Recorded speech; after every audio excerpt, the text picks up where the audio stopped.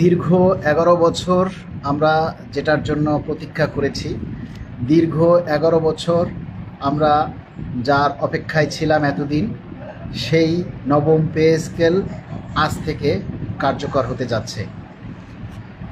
আসলে আমরা আজকে আপনাদের অনুভূতিটা সম্পর্কে একটু শুনবো যে আপনাদের অনুভূতিটা কি।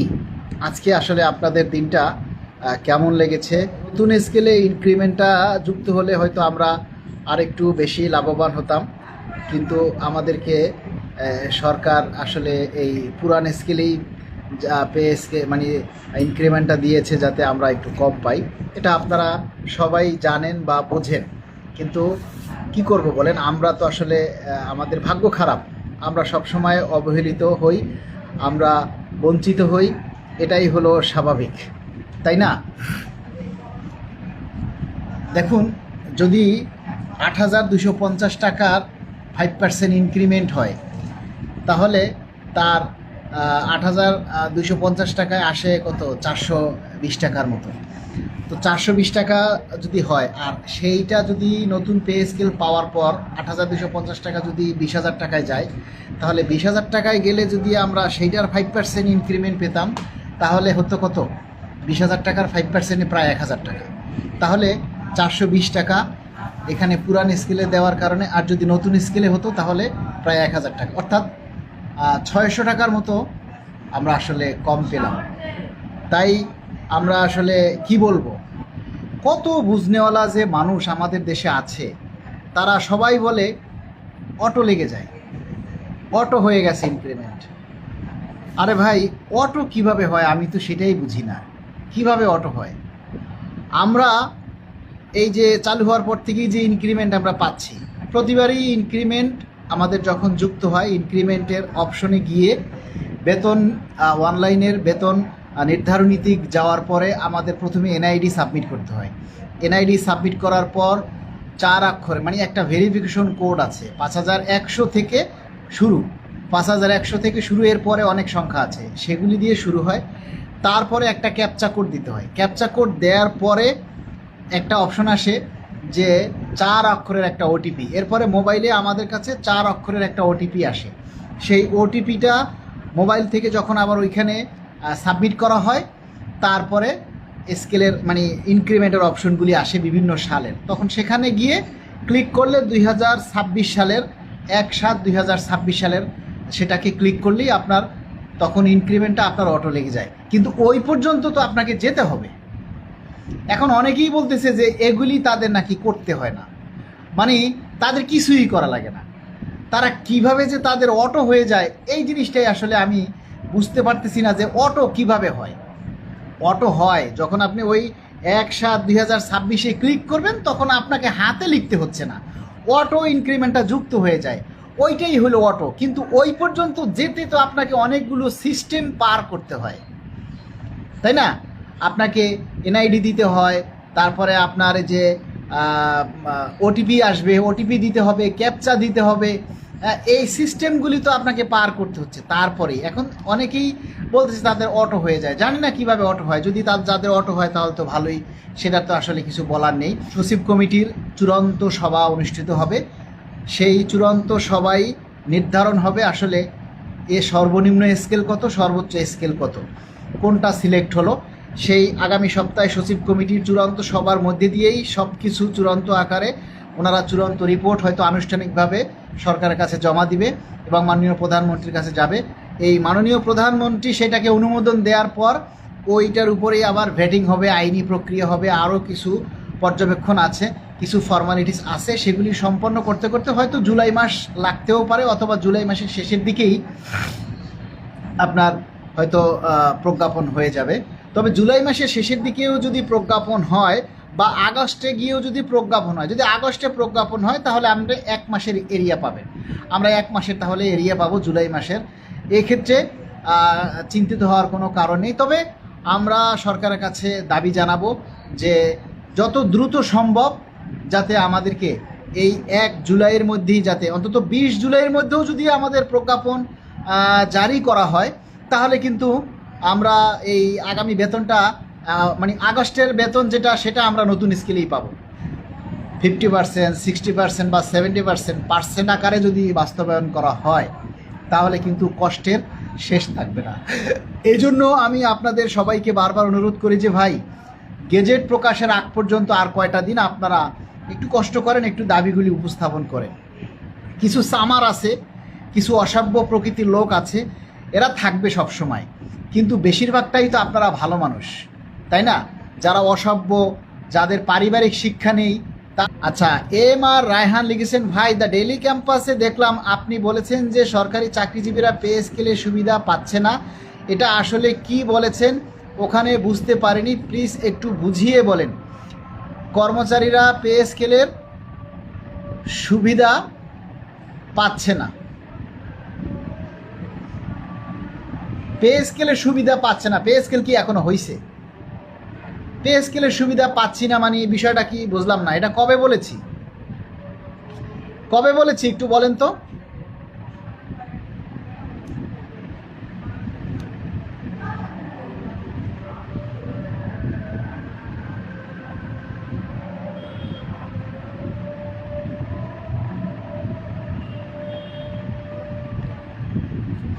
কখন কোথায় কি বলি সেটা তো আসলে এক্স্যাক্টলি বলা যায় না, মনে থাকে না, তাই না?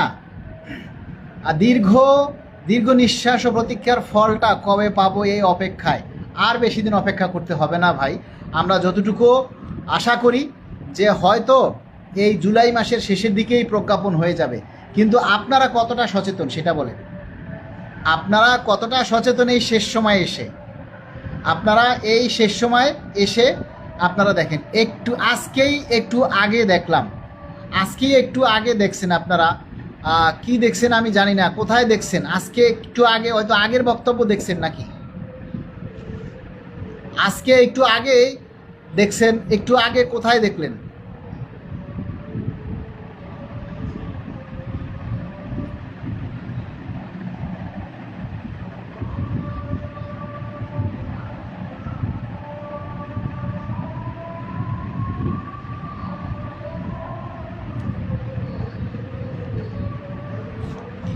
ও আচ্ছা আচ্ছা, একটা ডেলি ক্যাম্পাস একটা নিউজ করেছে, লিখেছে গেজেটের আগেই ইনক্রিমেন্ট, নতুন পে স্কেলের সুবিধা পাচ্ছে না সরকারি চাকরিজীবীরা। মানে হচ্ছে আমরা ইনক্রিমেন্ট পাচ্ছি পুরান স্কেলে, নতুন স্কেলে তো আর ইনক্রিমেন্ট পাই নাই, ওইটার কথা বলেছে।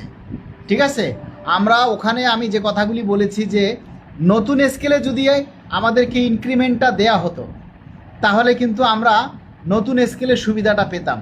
তাই সেই হিসাবে ইনক্রিমেন্ট, এই জুলাইয়ের ইনক্রিমেন্টটা আমাদেরকে পুরানো স্কেলে দেওয়া হয়েছে, এজন্য আমরা পে স্কেলের সুবিধাটা এই ইনক্রিমেন্টে পাচ্ছি না, এটা বলেছে। মিডিয়াদের কথা বোঝেন না, ওনারা একটু আংটা বাজাইয়েই লেখে, এটা চিরাচরিত নিয়ম, এটা আপনারা সবাই বুঝতে পারতেছেন। ঠিক আছে,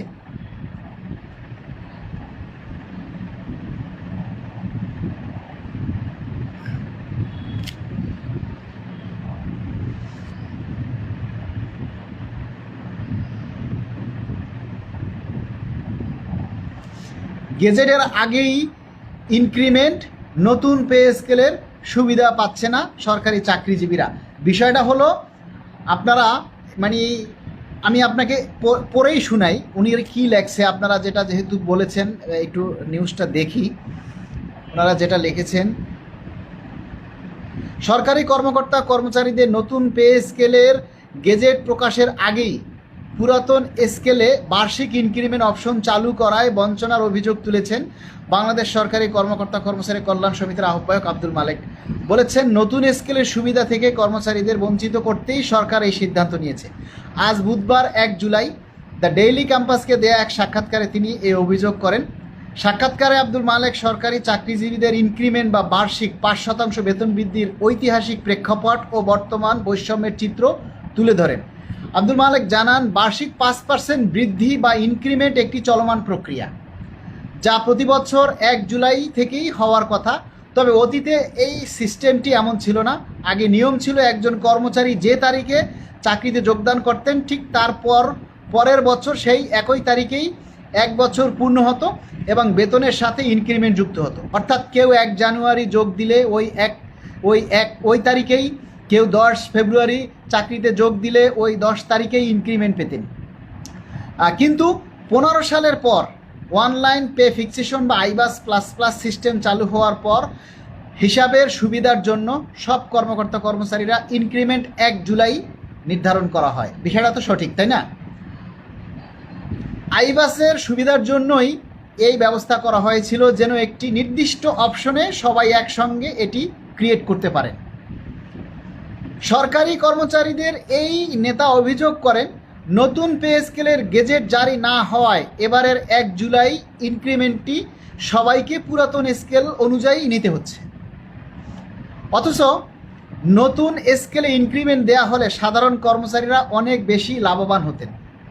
কথাটা কি ঠিক বলেছি?